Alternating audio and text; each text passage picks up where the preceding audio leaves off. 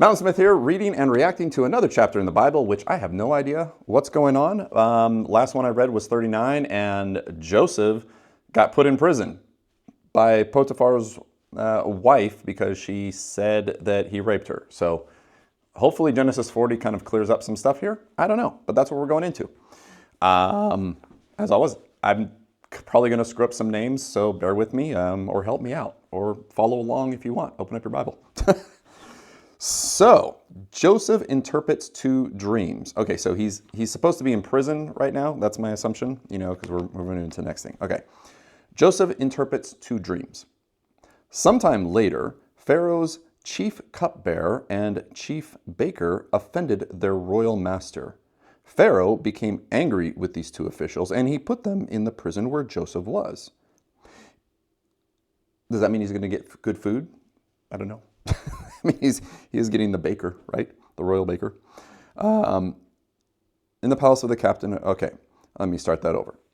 Sometime later, Pharaoh's chief cupbearer and chief baker offended their royal master. Pharaoh became angry with these two officials, and he put them in the prison where Joseph was, in the palace of the captain of the guard.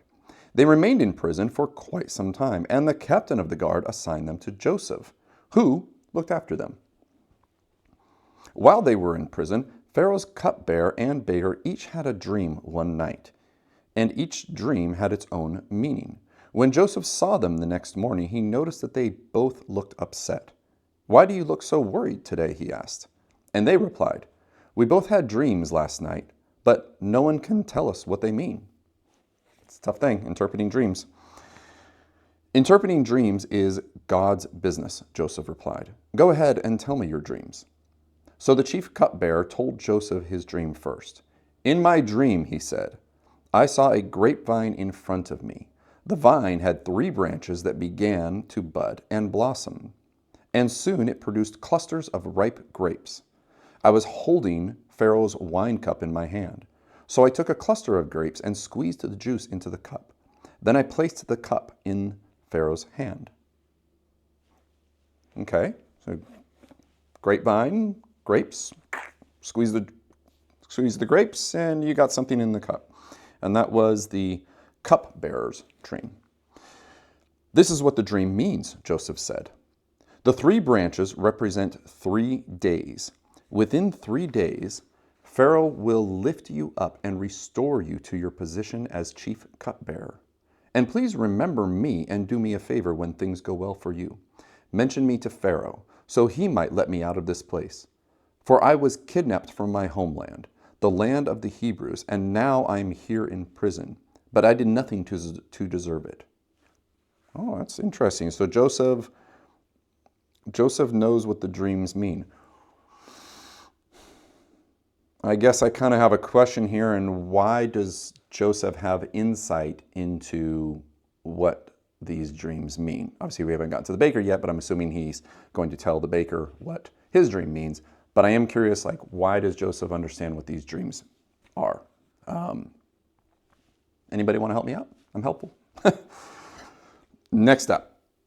When the chief baker saw that Joseph had given the first dream such a positive interpretation, he said to Joseph, "I had a dream too. In my dream, there were 3 baskets of white pastries stacked on my head." 1, 2, and 3. Okay. I'm not sure where that goes. These are dreams, right? These are dreams. "The top basket contained all kinds of pastries for Pharaoh, but the birds came and ate them from the basket on my head." Uh-oh.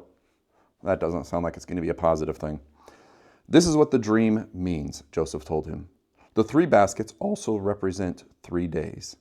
The three days from now, Pharaoh will lift you up and impale your body on a pole. Then birds will come and peck away at your flesh."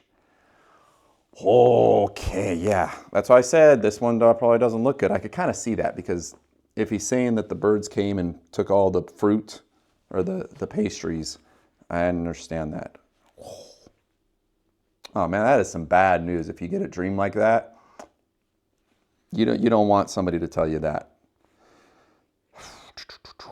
All right. Pharaoh's birthday came 3 days later. Oh, it was the Pharaoh's birthday 3 days later, nonetheless, too. So that's why they both had these. Pharaoh's birthday came 3 days later, and he prepared a banquet for all his officials and staff. He summoned his chief cupbearer and chief baker to join the other officials. He then restored the chief cupbearer to his former position, so he could again hand Pharaoh his cup.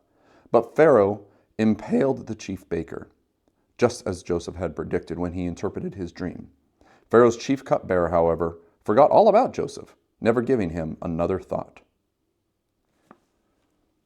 Dude, you had one job that Joseph helped you give you some really good news, and you totally forgot everything?